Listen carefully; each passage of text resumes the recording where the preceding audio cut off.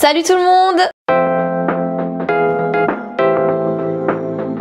J'espère que vous allez bien. Aujourd'hui on se retrouve dans une nouvelle vidéo. Alors je sais pas si vous avez remarqué mais le son est différent de d'habitude parce que je fais un petit test avec le micro cravate. N'hésitez pas à me dire maintenant dans les commentaires si ce son vous plaît ou si vous préférez l'ancien son. J'attends vraiment vos retours et je suis désolée s'il y a des moments il y a mes cheveux qui passent devant. J'essaierai de faire au max la prochaine fois, mais c'est la première fois que je teste ça. Aujourd'hui on se retrouve dans une vidéo pour faire un énorme historique capillaire. Il m'est arrivé beaucoup de choses à mes cheveux, j'ai fait beaucoup de bêtises, j'ai fait beaucoup de coloration, de décoloration. Aujourd'hui on va débriefer tout ça ainsi que les séquelles que ça m'a apporté puisqu'évidemment j'ai eu des petits soucis. Cette vidéo est naturellement sponsorisée par la marque française Luxéol. Je me permets de dire naturellement tout simplement parce que Luxéol c'est une marque que j'utilise depuis finalement assez longtemps et ils ont proposé de sponsoriser cette vidéo et ça rentrait complètement en fait dans le thème. Pour ceux qui connaissent pas du coup, Luxéol c'est une marque qui vend des produits majoritairement capillaires dédiés à des problèmes capillaires que tu peux rencontrer. On peut également les retrouver sur le site internet mais je suis persuadée que vous en avez déjà vu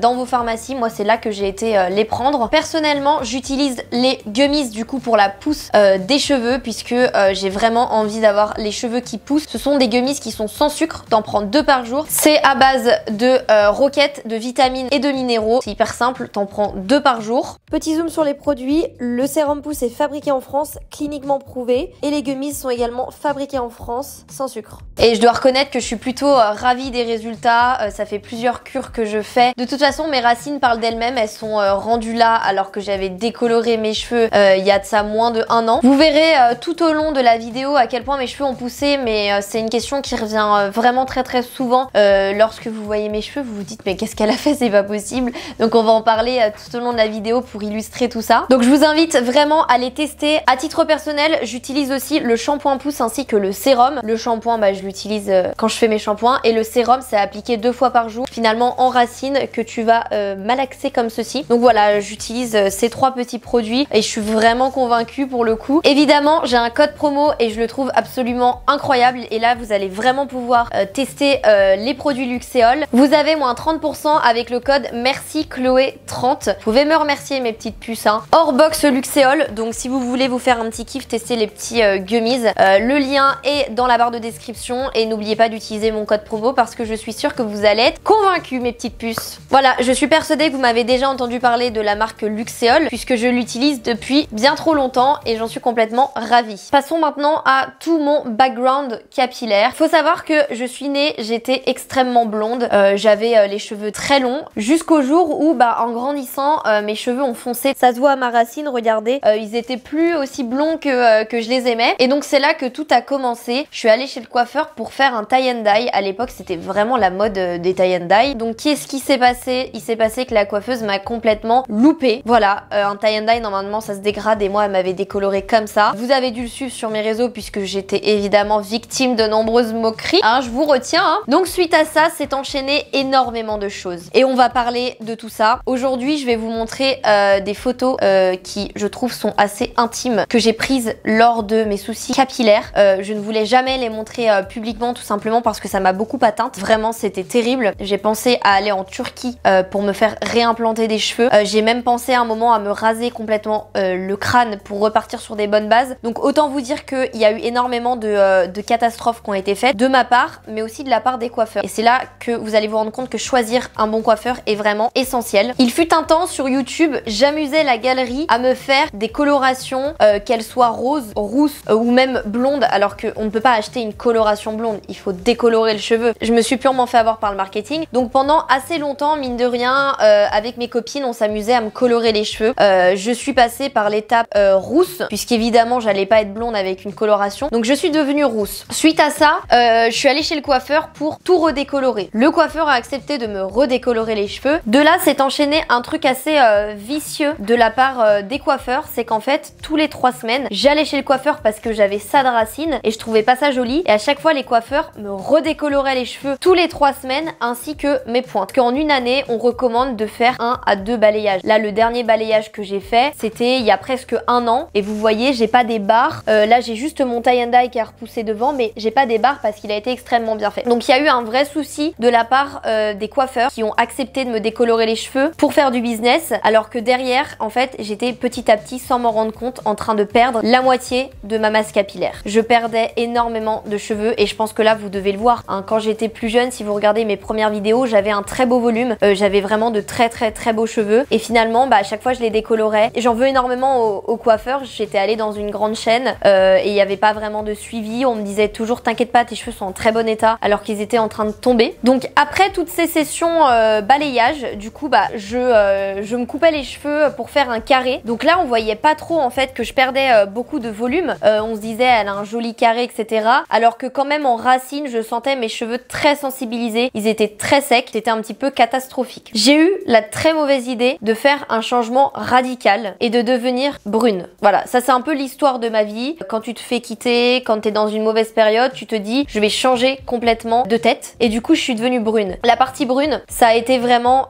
hyper douloureux psychologiquement de le vivre. Et c'est cette partie dont je voulais vraiment vous parler parce que je suis passée de blonde platine à brune, très brune. Donc finalement, comment je suis passée de blonde à brune? C'est assez simple. J'ai appelé un coiffeur random en leur disant, je veux être brune. Ils m'ont dit, ok, pas de problème. Je leur en veux pas trop parce qu'en fait, ils connaissaient pas mon historique capillaire. Donc ils savaient pas comment mes cheveux allaient réagir à l'avenir. Est-ce que c'était problématique de faire ça, etc. Eux, ils ont vraiment suivi le truc et c'est ok. Sauf que je suis devenue brune en littéralement une après-midi alors que j'étais blonde platine. Donc en fait, ce qui s'est passé, c'est que du coup, le coiffeur a fait une coloration du coup rouge et après une coloration brune. Donc je me suis retrouvée vraiment très brune. C'est exactement ce que je voulais. Mais le problème, c'est que ça dégorgeait assez vite puisqu'à la base, moi, je suis blonde. Donc je me retrouvais à ce que ça dégorge. Je retournais chez le coiffeur pour refaire une coloration jusqu'au jour où je vais vous montrer une vidéo qui est extrêmement...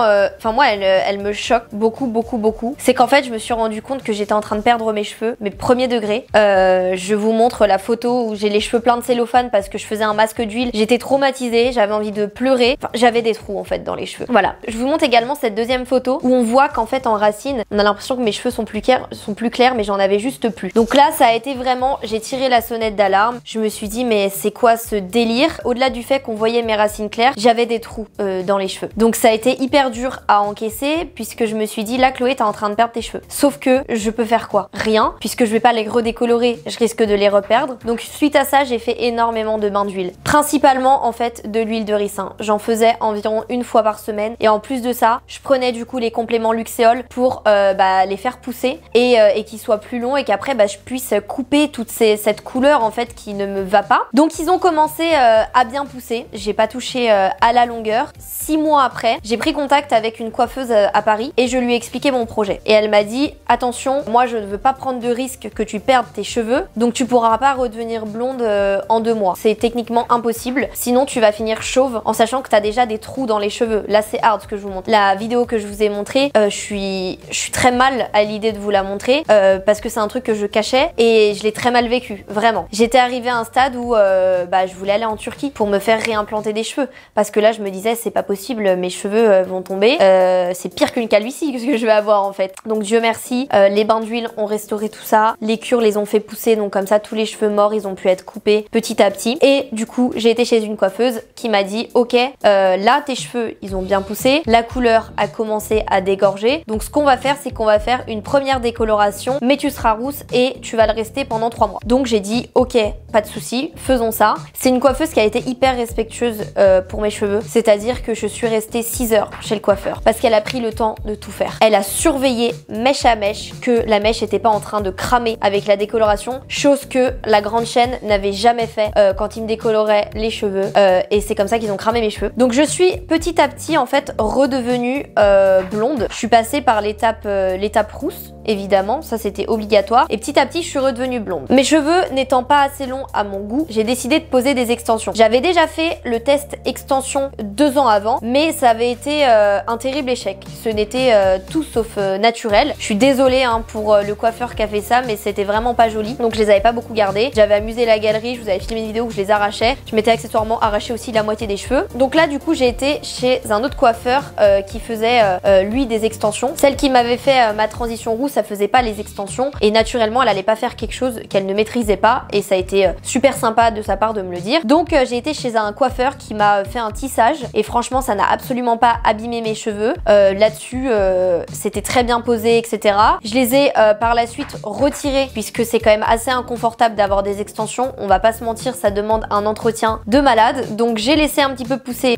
mes cheveux. J'avais l'impression que tout allait bien et que mes cheveux étaient finalement en train de revivre. Ce que j'avais pas compris, c'est qu'en fait 6 mois après, ça allait être le début d'un autre souci, c'est-à-dire les troubles du comportement alimentaire. Je pense sincèrement que j'ai toujours eu des troubles du comportement alimentaire et que j'ai jamais posé de mots sur ce que j'avais. Mes troubles du comportement alimentaire, ça se manifeste par le fait que j'ai un dégoût profond pour énormément d'aliments. C'est en fait un peu comme un trouble de l'oralité que j'ai et je pense que c'est un mélange des deux. Je suis incapable de manger du poisson du fait que l'odeur ça sente mauvais selon moi et je n'y touche pas. Les légumes sévères j'aime pas. La viande j'ai de plus en plus de mal et à cette période de juin 2022 j'ai progressivement arrêté de manger plein de viande parce que je me suis rendu compte que j'aimais énormément les animaux et je trouvais ça cruel de les manger. Le mauvais réflexe que j'ai eu c'est qu'en fait un jour j'ai mangé une tranche de veau. Je trouvais qu'il y avait un goût qui était assez particulier et j'ai tapé sur Google Images veau mignon et ça m'a complètement dégoûtée au point que j'avais envie de me faire vomir. J'ai tout jeté et je me suis dit je peux pas en fait faire ça, je peux pas manger de la viande, ça me dégoûte. Mais évidemment tous ces troubles ont engendré